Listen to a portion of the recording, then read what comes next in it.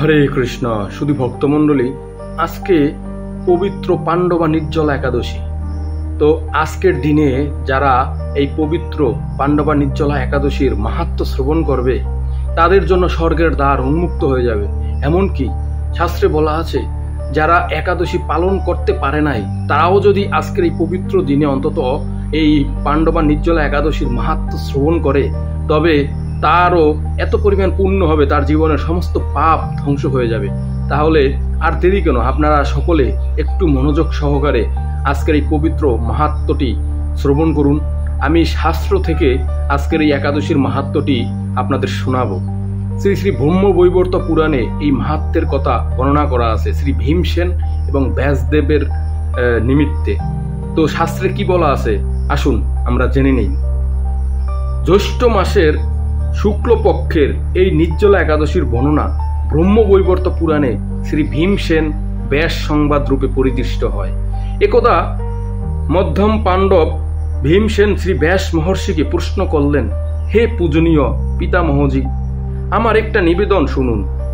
আমার জ্যেষ্ঠ ভ্রাতা ধর্মরাজ যুধিষ্ঠির, মাতৃদেবী কুন্তী দেবী, দ্রৌপদী সুন্দরী ও অন্যান্য কনিষ্ঠ ভ্রাতাগণের সকলেই একাদশীর দিন ব্রতবাস করে থাকে।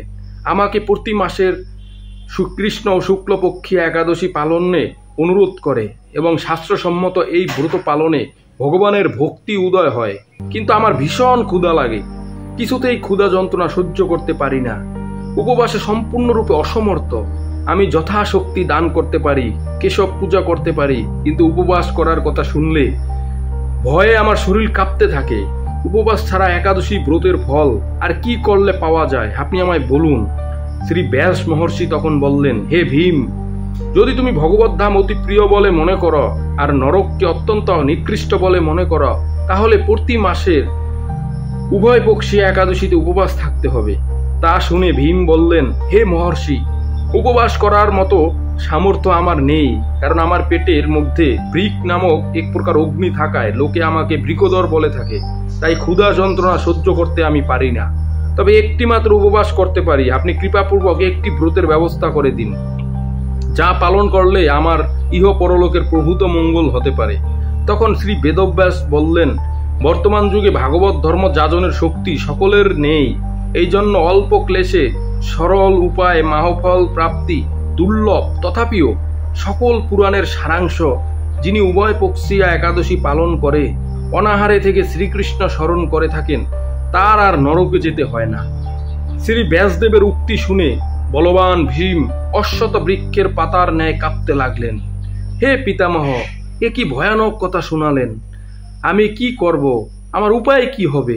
তখন ব্যাসদেব বললেন, মিথুন বা বৃষ রাশিতে সূর্য অবস্থানকালে জ্যৈষ্ঠ মাসে শুক্লপক্ষে যে একাদশী উপস্থিত হয় তাকে নির্জলা একাদশী বলা হয়।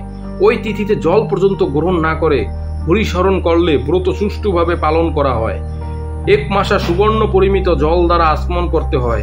গোকর্ণের সমান হস্ত করিয়া মাস মাত্র জলে অর্থাৎ একটি মাসকালায় ডুবিয়া যায় এই পরিমাণ জলে আচমন করা উচিত। অধিক জল গ্রহণে মদ্যপান সদৃশ্য হয়। সুতরাং কোনো কিছুই ভক্ষণ করা চলবে না। একাদশীর সূর্যোদয় হইতে দ্বাদশীর সূর্যোদয় পর্যন্ত জল গ্রহণ চলিবে না। এই রূপে কঠোর নিষ্ঠার সঙ্গে ভগবত স্মরণ পূর্বক নিরম্বু একাদশী ব্রত পালনে বিনা যত্নে 12 মাসের ফল পাওয়া যায়। শঙ্খচক্র গদা পদ্মধারী শ্রী বিষ্ণু আমায় বলেছিলেন, বৈদিক ও লৌকিক ধর্ম পরিত্যাগ করে মানুষ যদি আমার শরণাপন্ন হয়ে আমার এই পরম প্রিয় নির্জলা একাদশীতে নিরাহারে থাকতে পারে, তবে তারা সকল পাপ বিমুক্ত হয়। নানান দোষ দুষ্ট এই কলিযুগ বৈদিক ধর্মাদি লুপ্ত প্রায়। হে ভীমসেন, তোমাকে এছাড়া অধিকার কি বলবো? মৃত্যুকালে দণ্ডকারী যমদূতগণ এই ব্রত পালনকারীর নিকট আসার পরিবর্তে দিব্যবেশধারী বিষ্ণুদূতগণ তাকে বিষ্ণুলোকে নিয়ে যায়। এই ব্রত যে পালন করে সে সর্ব পাপ থেকে বিমুক্ত হয়। ভীম ওই দিন থেকে নির্জলা একাদশী পালন করা শুরু করলো। এর ফলে এই একাদশীর নাম পাণ্ডবা নির্জলা নামে প্রসিদ্ধ হলো।